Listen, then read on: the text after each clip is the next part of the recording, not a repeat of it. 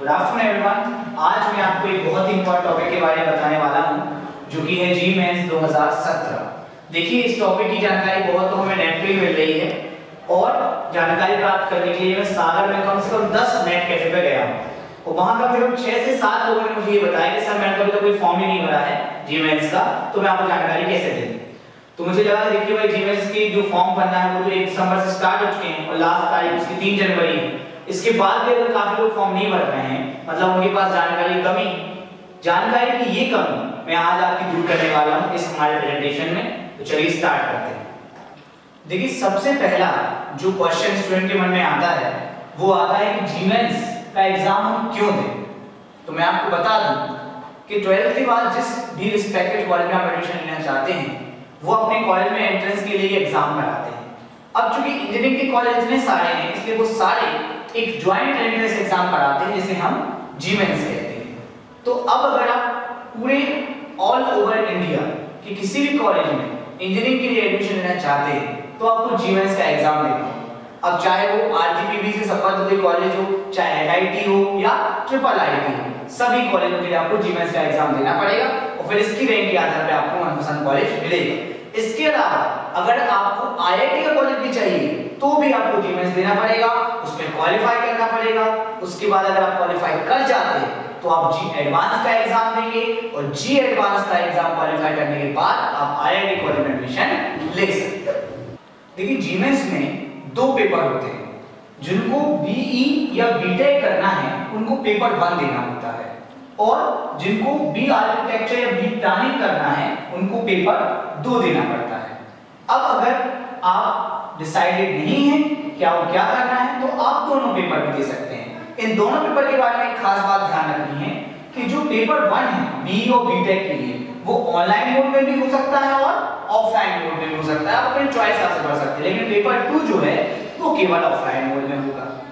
अब देखिए, जो ऑफलाइन मोड का एग्जाम है वो 2 अप्रैल 2017 में है। पेपर फर्स्ट सुबह 9:30 से है और पेपर सेकंड दोपहर में है। अब हम ध्यान दें फीस स्ट्रक्चर के बारे में। अगर आप जनरल और ओबीसी कैंडिडेट हैं तो बॉयज को पेपर देने का 1000 रुपए लगेगा, चाहे वो पहला पेपर हो चाहे 2, और अगर दोनों देना चाहते हैं तो 1800। अब अगर आप जनरल ओबीसी कैटेगरी में गर्ल्स हैं तो आपको पहला पेपर देने के 500 या फिर दूसरा पेपर देने के 500 या दोनों पेपर देने के 900 रुपए लगेंगे। यही एससी एसटी और दिव्यांगों के लिए, चाहे वो बॉयज हो चाहे गर्ल्स हो, पहला पेपर देने के 500 रुपए, दूसरा पेपर के 500 रुपए और अगर दोनों पेपर देना है तो 900 रुपए, ये फीस है। इसके अलावा साइबर कैफे वाले आपसे कुछ 50 रुपए और लेंगे अपनी फीस। अब अगर आप देखें कि ऑनलाइन मोड एग्जाम देना चाहते हैं तो उसमें आपको 1 हफ्ते का ज्यादा टाइम मिलता है। ये एग्जाम 8 अप्रैल को भी है और 9 अप्रैल को है। अभी ये सुबह से है, अगर कैंडिडेट बढ़ेंगे तो ये दोपहर में भी होगा। अब आप ध्यान दें कि इसके लिए आपके पास 2 दिए हैं, एक बी और बीटेक का करना है तो जनरल और ओबीसी कैटेगरी के बॉयज को 500 रुपए लगेंगे और गर्ल्स को 250 रुपए। इसके अलावा एससी एसटी और जो दिव्यांग हैं उनके लिए भी 250 रुपए का फॉर्म है। अब इसमें अगर आपको बोथ करना है तो बोथ कर भी लें अगर आप, तो आपको केवल पेपर फर्स्ट ऑनलाइन देने मिलेगा, बाकी पेपर 2 तो आपको ऑफलाइन ही देना पड़ेगा। इसकी फीस है 1350 जनरल कैटेगरी के बॉयज के लिए, 650 जनरल ओबीसी कैटेगरी गर्ल्स के लिए और बाकी एससी एसटी और दिव्यांगों के लिए 650 रुपए। इजी है। देखिए, अब मैं आपको कुछ इंपॉर्टेंट पॉइंट्स बताने वाला हूं ताकि जब आप फॉर्म भरने जाएं तो पूरी तरीके से प्रिपेयर होकर जाएं। ये पॉइंट जो है वो जी मेंस द्वारा दिए गए नोटिस में भी है, पर वो बहुत बड़ा एक 63 पेजों का पुलिंदा है, इसलिए मैं कुछ खास बातें आपको बता रहा हूं। इसमें पहली बात ये है कि जी मेंस के लिए केवल वही विद्यार्थी आवेदन कर सकते हैं जिनका जन्म 1 अक्टूबर 1992 के बाद हुआ था। हां, अगर एससी एसटी कैंडिडेट हैं या दिव्यांग हैं तो उनके लिए सीमा 1 अक्टूबर 1987 है। लेकिन अगर आपका जन्म इसके पहले हुआ है तो आप आवेदन नहीं कर सकते। दूसरा पॉइंट है कि जी मेंस वो विद्यार्थी दे सकते हैं केवल जिन्होंने गणित विषय से परीक्षा 2015 या 2016 में उत्तीर्ण की है या 2017 में उत्तीर्ण कर ली है। इसके पहले वाली परीक्षा नहीं दे सकते या आवेदन नहीं कर सकते। अगला पॉइंट ये है कि उम्मीदवारों के पास अपनी खुद की ईमेल आईडी होनी चाहिए और एक फोन नंबर होना चाहिए। अब हम आप लोग कैफे पे जाते हैं, फॉर्म भरने का बोलते हैं तो भैया बोलते हैं कि मैं अपनी ईमेल आईडी डाल देता हूं, हम खुश हो जाते हैं कि भाई चलो हमको ईमेल आईडी मिले। ये गलत है, क्योंकि जी मेंस की जो भी इंफॉर्मेशन आएगी वो उसी ईमेल आईडी पे आएगी, उसी फोन नंबर पे आएगी। इसलिए आपसे गुजारिश करता हूं कि आप अपनी खुद की ईमेल आईडी और खुद का फोन नंबर ही फॉर्म में भरें ताकि जो भी इंफॉर्मेशन आए वो तुरंत आपके पास पहुंचे। अब अगला पॉइंट है, उम्मीदवार जो भी फोटो अपलोड करेंगे, चाहे वो ब्लैक एंड व्हाइट हो चाहे कलर, वो फोटो साफ होनी चाहिए और उस फोटोग्राफ पे उम्मीदवार का नाम और फोटोग्राफ लेने की तारीख लिखी होनी चाहिए। कई लोग पुरानी फोटोग्राफ लेके जाते हैं, फिर वो फोटोग्राफ मैच नहीं होती या तारीख वही एडिट कराते हैं, तो वो समझ जाते हैं ये तारीख पुरानी फोटो है, तो आपकी फोटो डिस्क्वालीफाई हो सकती है।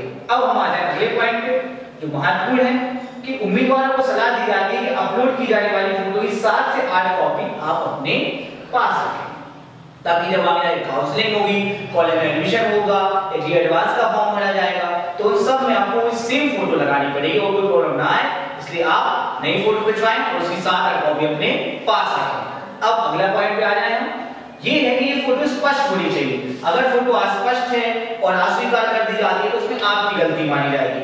ध्यान दीजिए, यह फोटो जो है वो टोपी लगा के या धूप के चश्मे लगाकर खींची नहीं होनी चाहिए। हाँ, नजर के चश्मे की अनुमति है, वो आप लगाइए, वो लगा के आप एग्जाम देने जाएंगे।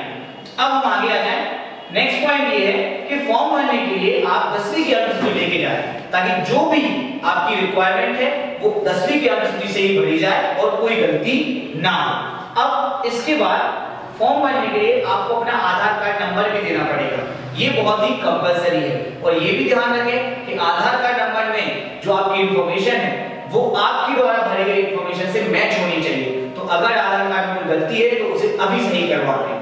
इसके बाद आखिरी पॉइंट ये है कि आप अपने माता पिता का व्यवसाय, वार्षिक आय, उनकी शैक्षणिक योग्यता पता करके जाएं, वहां पे आपको फिल करनी होगी। एक बात पे ध्यान दें, आपसे आय पूछी जा रही है, आय प्रमाण पत्र नहीं मांगा जा रहा है, लेकिन बाद में आपको आय प्रमाण पत्र देना होगा।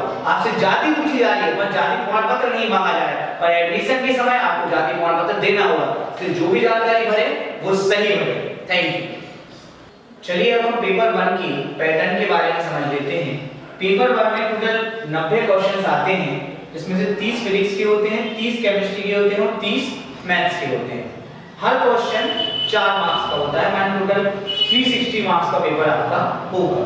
अब पेपर 2 जो है उसमें मैथमेटिक्स का टेस्ट होता है, एप्टीट्यूड का होता है और ड्राइंग का टेस्ट होता है। बिल्कुल ये अलग पेपर है, इसलिए केवल ऑफलाइन है। अब अगर मार्किंग हम समझ लें तो ईच जो भी आप क्वेश्चन सही करेंगे उसमें आपको +4 मिलेगी। जैसे आपने 10 क्वेश्चन सही किए तो आपको 10 चौके 40 नंबर मिल गए। अब अगर आप कोई क्वेश्चन गलत करते तो आपको -1 मिलेगी, मतलब 10 आपने सही कर लिए तो 40 हो गए और फिर 5 गलत कर दिए तो -5 हो गए तो 35 बचे। इजी। अगर आप कोई क्वेश्चन नहीं करते तो आपको 0 मार्क्स मिलेगा। बिल्कुल इजी मार्किंग सिस्टम है।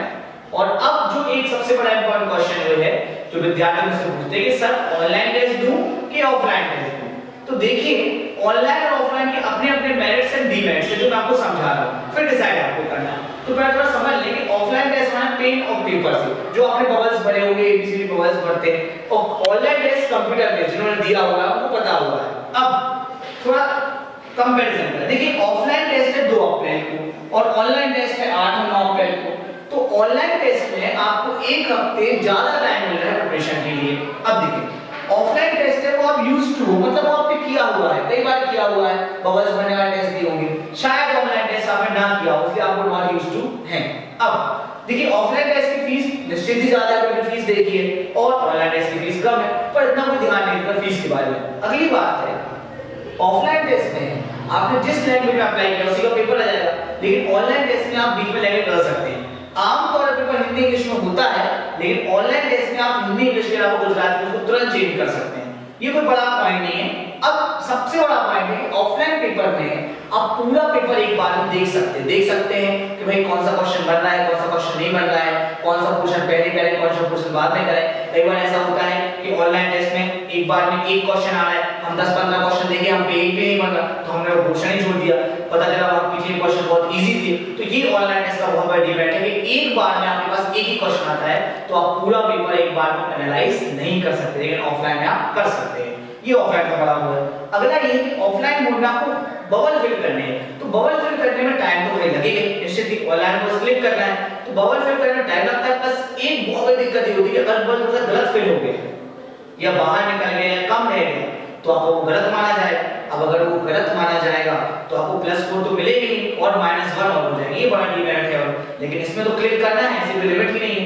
अब ये है कि ऑफलाइन टेस्ट में आपने अगर एक बार होल भर दिया तो आप आज से चेंज नहीं कर सकते, बस पैसे से भर रहे हैं, लेकिन ऑनलाइन टेस्ट में आप चेंज कर सकते हैं। तो ये कुछ ऑफलाइन ऑनलाइन में आपको जो भी अच्छा लगे आप वो टेस्ट दे सकते हैं, दोनों पेपर अलग अलग आते हैं और डिफिकल्टी लेवल सेम होता है। और ये मेरी तरफ से इंफॉर्मेशन थी। चलिए अब आपको लास्ट रिजल्ट के बारे में और बता देते हैं। देखिए जीमेंस 2017 का रिजल्ट 27 अप्रैल 2017 को आएगा। जो भी विद्यार्थी जी एडवांस के लिए क्वालीफाई कर जाएंगे वो जी एडवांस का फॉर्म इसके बाद भर सकेंगे, उसकी डेट आ जाएगी। अब देखिए उम्मीदवारों को रैंक या स्कोर कार्ड भेजे नहीं जाएंगे कि आपके घर पोस्ट से भेजे जाएं, ये आपको जीमेंस की वेबसाइट पे जाके डाउनलोड करने पड़ेंगे। आप स्कूल कार्ड निकालिए, फिर आपको जी एडवांस का अप्लाई करना है वो कीजिए, वरना किसी कॉलेज में आरजीपीवी एनआईटी में करना है तो उसकी काउंसलिंग का फॉर्म भरिए। लास्ट बात ये है कि इस बार स्कूल कार्ड में 12वीं कक्षा के अंक सम्मिलित नहीं किए जाएंगे, जो हर बार 40% वेटेज दिया जाता है वो इस बार नहीं लिया जाएगा। ये है पूरी इंफॉर्मेशन। थैंक यू आप सभी का।